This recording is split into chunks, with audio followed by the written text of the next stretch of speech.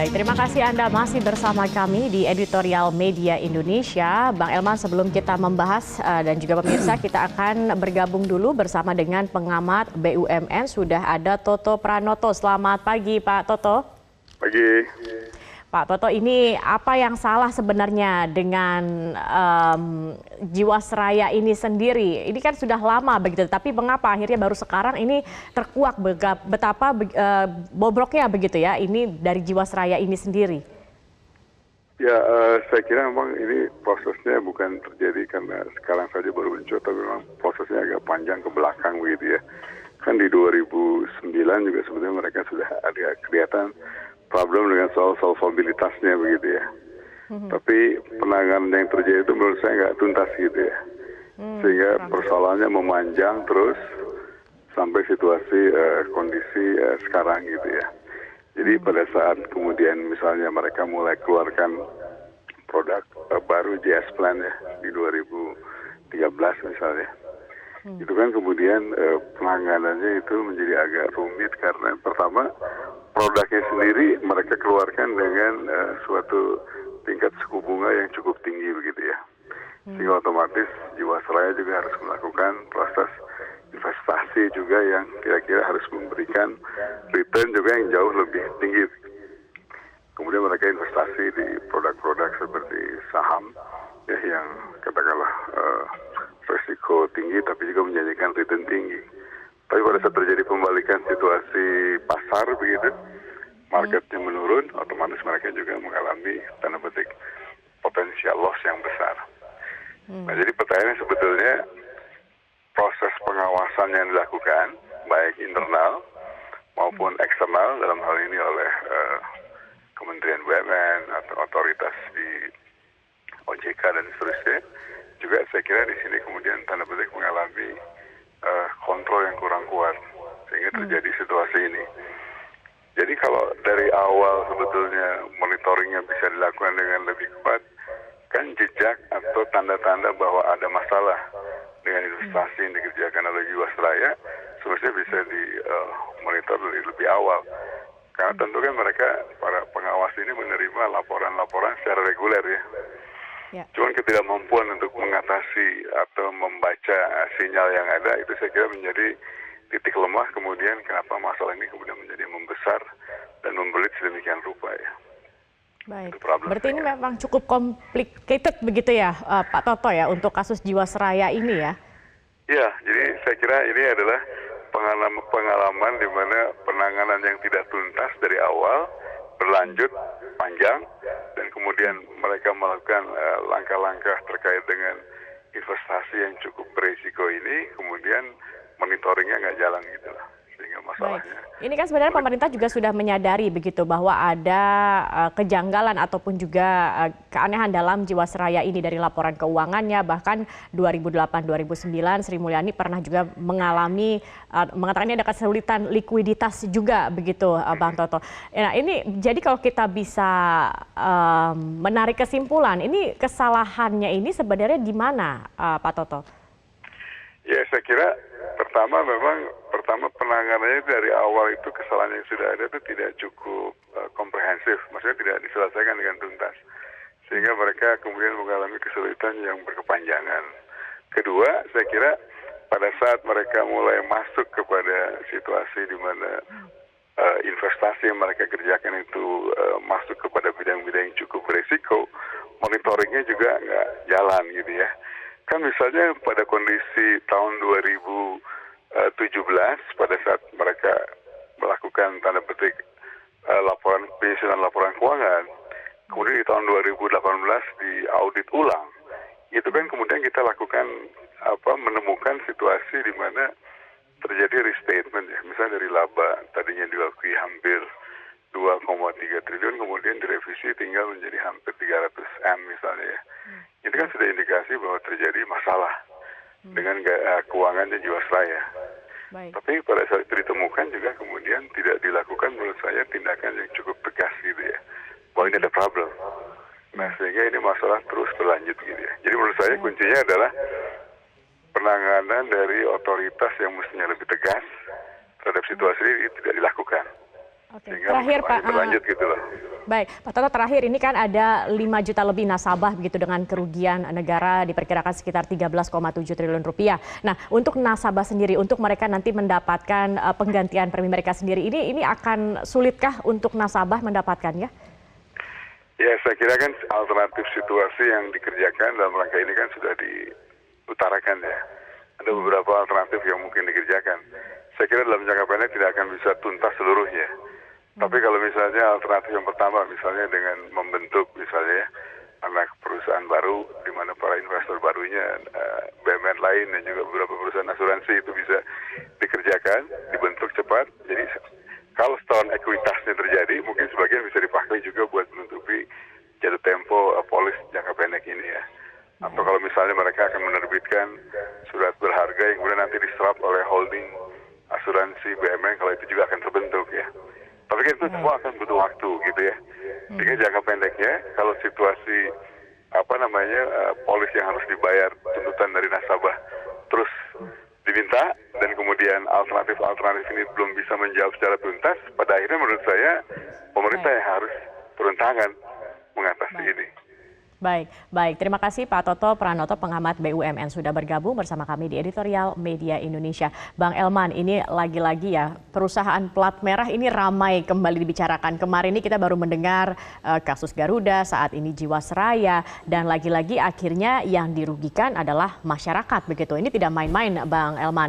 Ada 5,5 juta nasabah yang merugi akibat dari penyelewengan yang ada di dalam tubuh Jiwasraya ini sendiri. Tadi dikatakan oleh Pak Toto, ini kelihatannya ada kesalahan penanganan. Jadi dari 2006 sudah tercium adanya penyelewengan, tetapi ada kesalahan penanganan. Apakah ini memang pemerintah tidak peka atau menutup mata ini ya, Bang Elman? Ya, kalau saya sih melihat, kan sebelumnya kan sudah ada 3 asuransi juga kan, yang kolaps ya, yang bermasalah ya. Bahkan ada dipilotkan kan, Bumi Sijaya dipilotkan.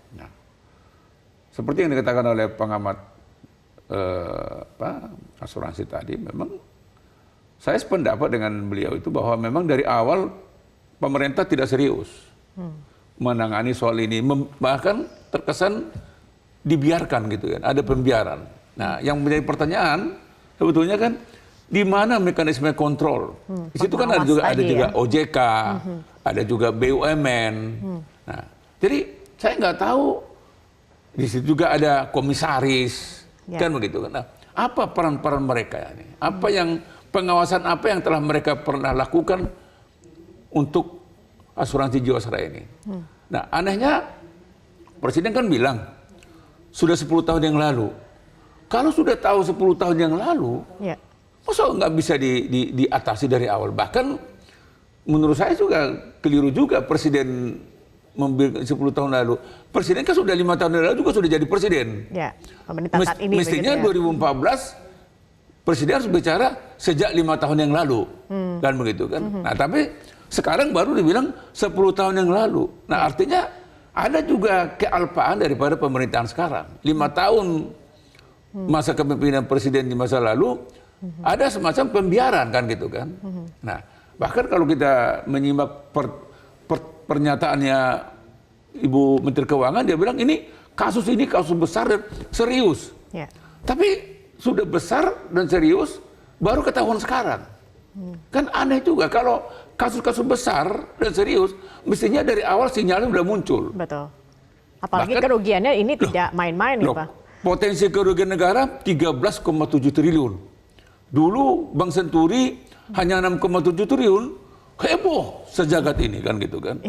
Nah, bahkan juga IKTP juga sekitar 6,sekian triliun heboh. Apalagi ini 13,7 triliun dan sampai sekarang anehnya belum satu pun orang yang bertanggung jawab dicekal. Dan kelihatannya kejaksaan juga bilang ya sedang kita selidiki. Kasus besar seperti ini kok sepertinya kejaksaan tidak segera gitu kan. Jadi ya, jangan salahkan kalau rakyat sekarang sedikit marah. Apa kerja kau kejaksaan gitu. Anehnya juga kita pikir KPK juga selama ini kok tidak mengendus ini gitu. tidak pernah tercium Tidak adanya. tercium. 13,7 triliun. Biasanya yang kecil-kecil gampang tercium. Nah, Ini yang besar. Ini kalau OTT 10 juta, 20 juta, heboh. Ini 13,7 triliun. Di situ ada KPK, Baik. di situ ada kejaksaan, di situ ada kepolisian. Kok semua kok menang wae Ini kata. jangan-jangan yang terlibat bukan hanya di dalamnya, tapi juga banyak pihak ini. Bang Elman. Ini kita Ya. tidak mau menuduh. Tidak menuduh, Nah, oke. tapi bukan tidak mungkin. Baik, nanti kita bahas lagi Bang Elman dan pemirsa, kami harus jeda dulu sejenak. Jangan kemana-mana, kami akan kembali dan jangan lupa untuk menghubungi nomor telepon kami di 021 583 99 100 untuk bergabung berkomentar bersama kami. Tetap di Editorial Media Indonesia. Baik pemirsa, terima kasih Anda masih bersama kami dan langsung saja kami akan menerima penelpon dari pemirsa yang sudah bergabung bersama kami untuk berkomentar terkait dengan tema editorial kita pada pagi hari ini, Gerak Cepat Usut Jiwasraya. Sudah ada Pak Sukarwan dari Temanggung, Jawa Tengah. Selamat pagi Pak Sukarwan. Selamat pagi Metro TV. Pagi, silakan Pak. Saya singkat saja, pertanyaan saya ini memang harus segera ditindaklanjuti secara gerak cepat. Istilah bahasa Jawanya ceket-ceket. Pertanyaan saya, kemana Menteri BUMN tahun yang lalu? Dirjennya, direktur utamanya. Perusahaan asuransi Jiwasraya, itu sekelas Jiwasraya itu kan plat merah milik pemerintah. Kenapa sampai defisit? Kalau BPJS defisit karena angsurannya macet. Tapi kalau asuransi Jiwasraya itu, saya yakin petugasnya mencari nasabahnya itu yang menengah ke atas, artinya sudah auto debit. Yang notabene banyak kan karyawan, pegawai yang sudah punya rekening di bank, auto debit. Tidak mungkin atau kemungkinan kecil angsurannya, preminya itu dibayar tuh nunggak. Macet tuh preminya nunggak tuh kecil. Nah ini masih salah urus, masih salah kelola, masih salah urus. Baik. Harus Pak Thohir harus gerak cepat gitu aja. Ini masih salah kelola, salah urus. Baik. Baik Pak Sukarwan, jadi Anda mempertanyakan begitu ya peran Menteri BUMN sebelumnya ini bagaimana, direksinya kemudian juga bagaimana. Baik, nanti kita sudah tangkap, maksudnya kita akan langsung ke penelepon selanjutnya. Sudah ada Agustina di Pontianak, Kalimantan Barat. Selamat pagi. Ya, selamat pagi, sukses buat Selamat pagi Ibu, ya silakan. Ya, Menteri BUMN sekarang kita apresiat top ya Mbak ya. Kita berharap tuh jangan lagi nunggu deh Pak. Bersih-bersih semua perusahaan plat merah negeri kita ini ya, termasuk Jiwasraya. Kita melihat kemarin sudah perbaikan untuk Pertamina dan PLN, itu kita benar-benar ini. Jadi sekarang kontrol internal tidak lagi cuma slogan. Jadi di mana-mana instansi itu ada lembaga kontrol. Sekarang seperti KPK. Mudah-mudahan ke depan itu sangat-sangat intens. Kita salut. Kalau memang sudah dipasang oleh istilahnya Presiden sudah ngomong ini orang-orang terpilih. Jangan lagi ada yang lupa. Kalau menurut saya ya lupa. Kita memperhalus kata. Ya setelah kita melihat ini Jiwasraya ini udah contoh nyata segitu besar, bayangin. Segitu banyak, kapan masyarakat bisa tenang. Mudah-mudahan untuk pemerintahan ke depan Pak Erick Thohir ini sudah membenahi sekarang sehingga ke depan tinggal go di Indonesia. Baik, terima kasih Ibu Agustina dan sudah ada penelpon lagi ini dari Jember, Jawa Timur. Sudah ada Pak Ikhwan. Selamat pagi Pak Ikhwan. Selamat pagi Metro TV. Selamat pagi. Pertanyaan yang besar timbul di hati kita itu, ada apa dengan perasuransian ini, khususnya Jiwasraya?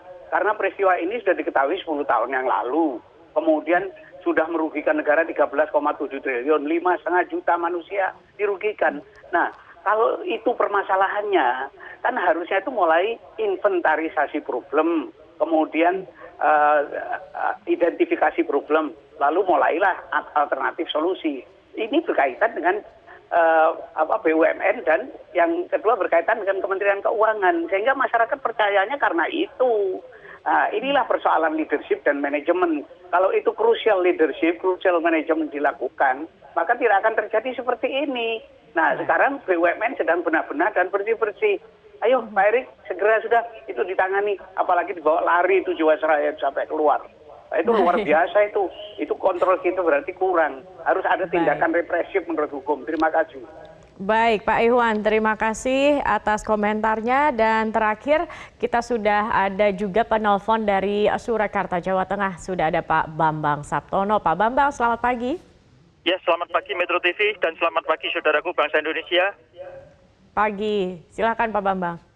Ya, bahwa kasus PT Asuransi Jiwasraya Persero ini telah mencoreng industri asuransi nasional serta dugaan adanya korupsi uang negara yang besar, yaitu hingga belasan triliun rupiah. Perusahaan asuransi milik negara ini, Mbak, seharusnya menghasilkan keuntungan bagi negara. Tapi kenyataannya justru sebaliknya, yaitu merugikan dan menggerogoti uang negara. Di sisi lain, Mbak, bahwa makna asuransi itu adalah perlindungan. Namun Jiwasraya ini malah justru menimbulkan masalah bagi nasabah, yaitu klaim uang nasabah yang tidak kunjung dibayar, bahkan hingga mencapai belasan ribu orang atau nasabah. Nah, sebenarnya asuransi Jiwasraya ini, Mbak, jauh-jauh sebelumnya kan pada tahun 2014, itu sudah ada masalah, yaitu kaitannya dengan Menteri BUMN dan Dahlan Iskan yang membutuhkan dana 6,7 triliun untuk membereskan Jiwasraya. Kemudian pada Oktober 2018 terungkap bahwa ada keterlambatan pembayaran polis jatuh tempo untuk nasabah yang nilainya mencapai 802 miliar. Kemudian ada juga kejanggalan atau keanehan pada Jiwasraya pada tahun 2017, di mana laporan keuangan unaudited Jiwasraya non konsolidasi mencatat nilai atau bersih atau keuntungan 2,4 triliun. Tetapi kenapa pada saat itu kemudian diaudit ulang berubah menjadi hanya 316 miliar, 600 miliar, artinya 360 miliar. Nah, pertanyaannya adalah bagaimana peran dari BPK atau Badan Pemeriksa Keuangan, kemudian BPKP atau Badan Pengawas Keuangan Pembangunan, maupun OJK, Otoritas Jasa Keuangan selama ini. Terima kasih. Baik Pak Bambang, terima kasih. Dan pemirsa, itulah tadi komentar dari para penelpon kami. Dan ini Bang Elman, sepertinya kegeraman dari mereka ini terasa begitu ya terkait dengan kasus ini. Karena ini juga tidak hanya merugikan negara tetapi juga merugikan nasabah, ada 5,5 juta begitu. Nanti kita akan membahasnya Bang Elman, tetapi kita akan ikuti dulu jeda pariwara berikut ini. Tetap bersama kami di Editorial Media Indonesia. Baik, terima kasih Anda masih bersama kami. Bang Elman, kita akan langsung membahas, ini tadi sudah ada komentar dari para penelpon yang sudah berpartisipasi. Bang Elman, ini sepertinya kepercayaan publik terhadap perusahaan plat merah ini cukup menurun begitu Bang, tetapi ada sedikit rasa optimistis terutama dengan Menteri BUMN yang baru, Erick Thohir nih, yang tampaknya juga kalau kita lihat sedang bersih-bersih begitu ya untuk perusahaan-perusahaan BUMN ini sendiri. Bang Elman menanggapi tadi apa yang disuarakan begitu oleh penelpon, bagaimana nih Bang Elman? Ya, begini Mbak Jeke, kalau kita ikutin suara-suara masyarakat, kita baca di medsos, juga ditambah tadi pemirsa kita tadi kan, masyarakat sekarang geram. Geram terhadap pemerintah dalam menangani asuransi Jiwasraya ini. Kenapa geram? Karena mereka tidak masuk akal masyarakat, kasus yang begini besar kok penanganannya lelet.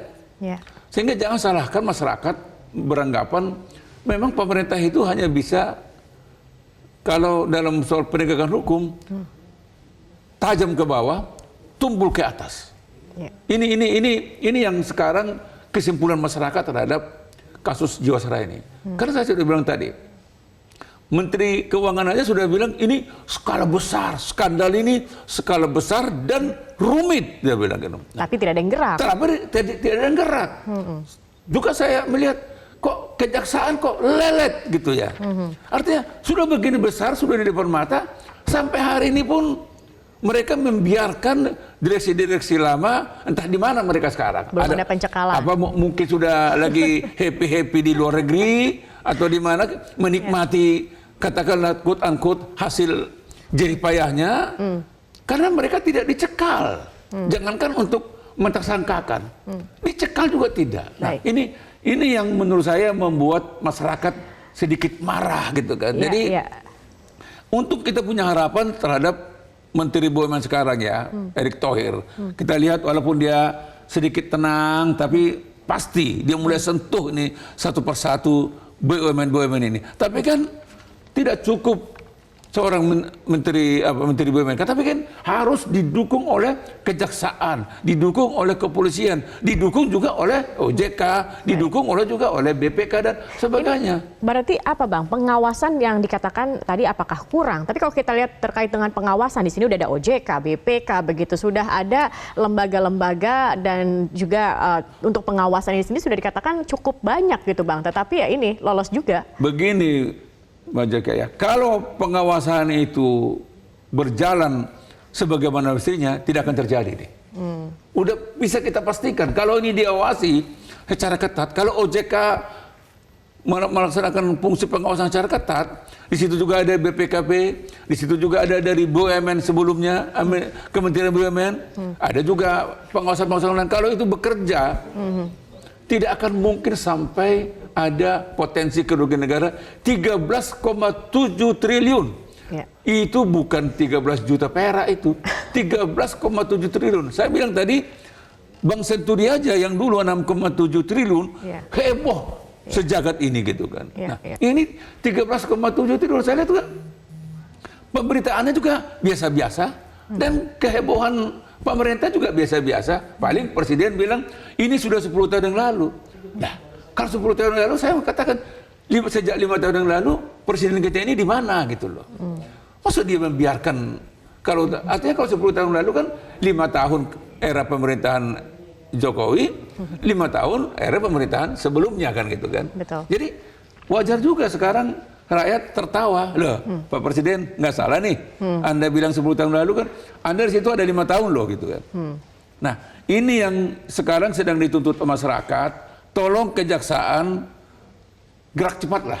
Baik. Atau bila perlu kalau kejaksaan dianggap tidak mampu, KPK yang sekarang ini dengan Pak Firly ini udah ambil alih. Ambil alih.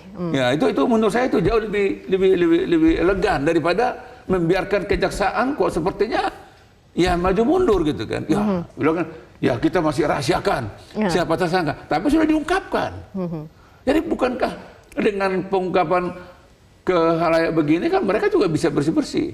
Nah, pertanyaannya, kenapa sampai ada semacam quote-unquote pembiaran itu? Ini adakah di situ ada tangan-tangan yang agak sedikit yang agak besar, tangan-tangan yang berpengaruh yang ikut menghalangi dan sekaligus menyempurnakan skandal ini kan gitu. Ini ya jujur aja, rakyat sekarang pasti bertanya-tanya. Karena memang ini sudah berlangsung lama, kerugiannya besar, sudah diendus oleh berbagai pihak, tetapi kok tidak ada juga nih ya tindakan tegas dari penegak hukum. Itu yang sedang ditunggu sebenarnya Bang. Nah, ini penanganannya berarti harus seperti apa Bang? Apalagi untuk mengembalikan tingkat kepercayaan. Kepercayaan itu mahal loh Bang, harganya begitu, tidak gampang untuk mendapatkan kepercayaan. Kemudian seperti dan paling takutkan bagaimana kemudian nasib dari para nasabah ini sendiri. Nah, itu kita belum bicara tentang nasib para nasabah yang 5,5